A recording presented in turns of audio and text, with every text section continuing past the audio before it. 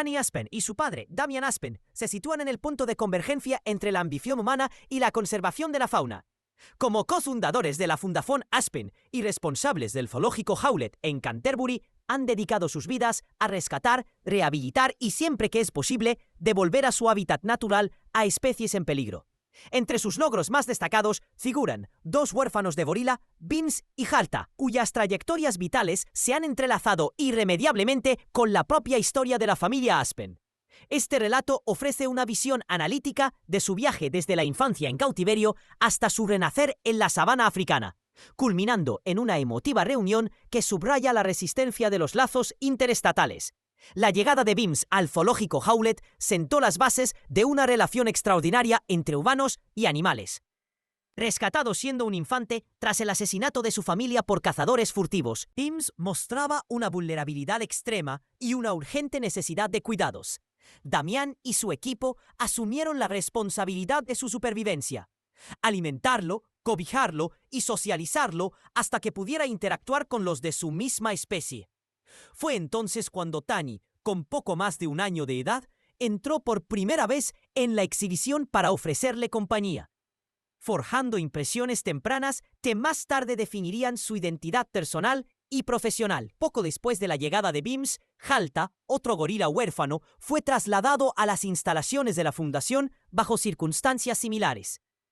Frágil y desconocedor de los grandes recintos zoológicos, necesitaba una figura empática que supliera el afecto materno perdido.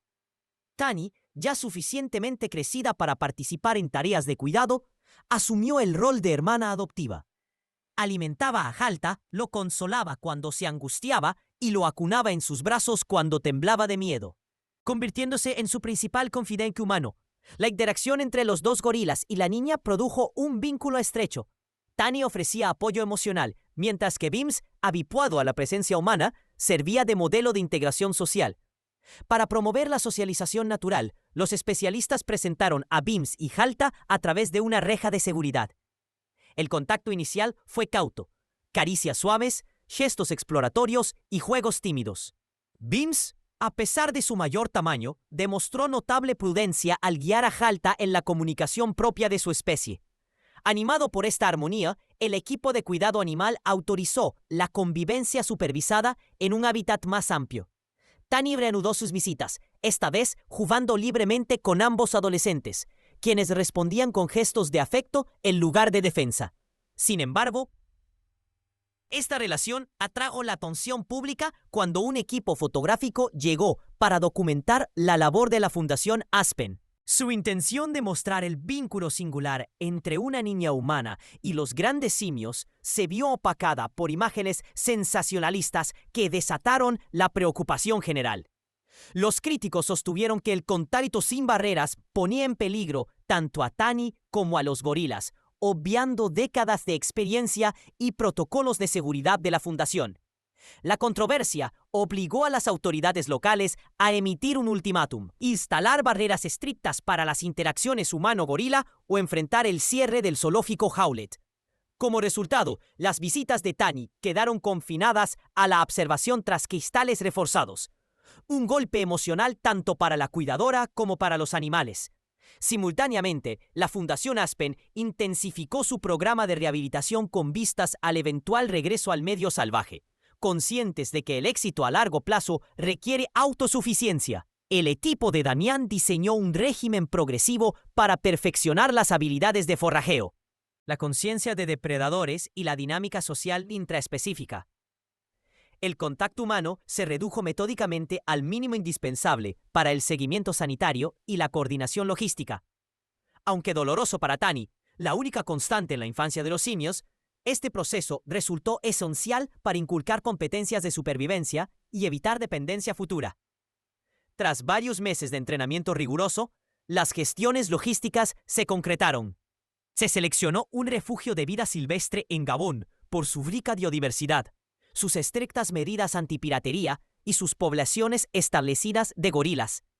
Tras continentales barreras, Beams y Halta fueron sedados con tranquilizantes aprobados y asegurados en jaulas especiales para minimizar el estrés. El equipo Aspen los acompañó para garantizar el cumplimiento de las normativas internacionales de vida silvestre, plenamente consciente de que esa partida probablemente marcaría la última ocasión de proximidad física. La ceremonia de despedida en el zoológico Howlett se desarrolló con solemne calma. Tani abrazó a cada gorila a través de los barrotes de las jaulas, pronunciando palabras de consuelo mientras las lágrimas surcaban sus mejillas. Beams apoyó su enorme cabeza sobre su hombro. Halta extendió una mano, sus dedos entrelazándose con los de ella. Bajo esa frágil sedación, latía una conciencia de partida, un entendimiento intuitivo del cambio. Cuando las jaulas subieron al vehículo que los conduciría al puerto, Tani permaneció hasta el último instante, grabando en su memoria sus siluetas. Pasaron los años antes de que Damian regresara a África. Su informe de expedición relató que tanto Beams como Halta se habían integrado en manadas locales, exhibiendo excelente salud física, uso de herramientas y complejas interacciones sociales. No había rastro de dependencia humana. Por el contrario, la proximidad al ser humano ahora generaba distancia defensiva. El viaje confirmó el protocolo de reintroducción de la Fundación Aspen como modelo para futuras iniciativas de conservación. Cuando la salud de Damian peligró, su equipo médico le ordenó reposo prolongado, lo cual llevó al fundador a planificar una última visita al claro forestal antes de un posible deterioro irreversible. Inicialmente, colegas e incluso él mismo dudaron de que Tani, ya adulta y empleada a tiempo completo de la fundación, debiera acompañarle. Casi 20 años habían transcurrido. Los gorilas maduros y salvajes habían forjado instintos propios de la jungla, desprovistos de nostalgia humana. La opinión predominante advirtió sobre un posible riesgo de lesión, desilusión o trauma emocional si los simios no la reconocían. No obstante, Damián comprendió el inmenso valor emocional de este reencuentro para su hija. Sabía que la vocación y el sentido de propósito de Tani habían germinado en aquellos primeros encuentros. Punto. Permitirle acompañarle representaría un cierre indispensable y tal vez nuevas perspectivas sobre la vida que habían ayudado a forjar. Así emprendieron juntos el arduo viaje. Vuelos a Libreville, convoy terrestre hasta una pista remota, vehículos todoterreno por caminos abruptos y finalmente una travesía fluvial en una pequeña barca hasta el campamento base del santuario. Allí recibieron indicaciones de los guías. Estricta prohibición de acercarse salvo que los gorilas mostraran calma. Nula interacción física y ningún intento de provocar reconocimiento.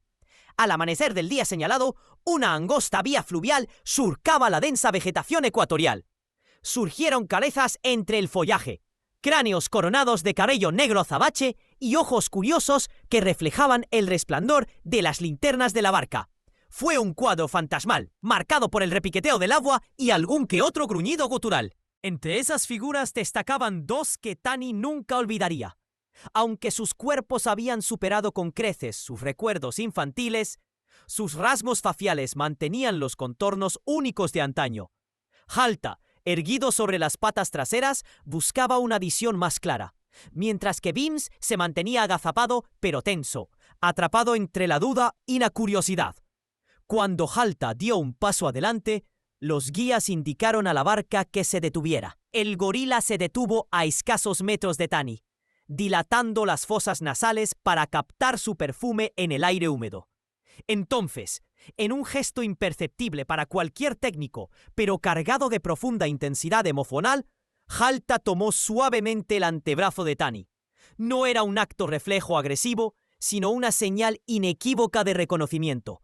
Las rodillas de Tani flaquearon y las lágrimas afloraron, no por temor, sino por alivio y júbilo. Poco después, Beams se unió al reencuentro, avanzando con pasos medidos.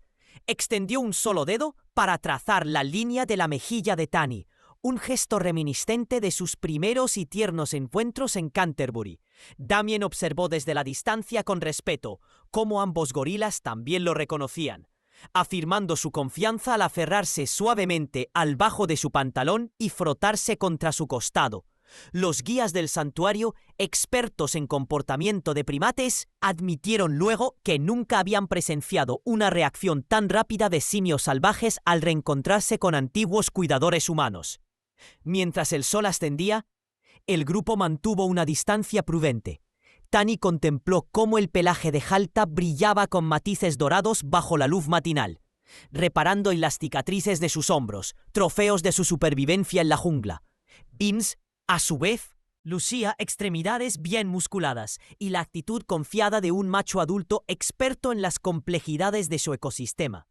Durante media hora, humanos y simios coexistieron en un espacio liminal entre pasado y presente, entre cautiverio y libertad, unidos por memorias demasiado profundas para el lenguaje. Cuando llegó el momento de la partida, Halta emitió un gemido bajo y lastimero, apoyando su cabeza contra el pecho de Tani una vez más. Beans, igualmente renuente, rodeó sus hombros con un brazo. Tani posó la palma de su mano en la cabeza de Halta, susurrando palabras de afecto que flotaron en la brisa húmeda. Sintió el peso de los años y la gravedad de decisiones juveniles ahora convertidas en responsabilidades de alcance continental. La barca emprendió el viaje de regreso río abajo, dejando tras de sí una estampa destinada a perdurar en la memoria. 2 gorilas salvajes, antaño huérfanos desvalidos, ahora miembros plenos de su sociedad. Honto, deteniéndose para honrar a la humana que fue su primera familia. Damián rodeó con un brazo los hombros de su hija mientras sorteaban la corriente fluvial, conscientes ambos de que aquel reencuentro representaba la culminación de una odisea interespecies y el inicio de un renovado compromiso con la conservación.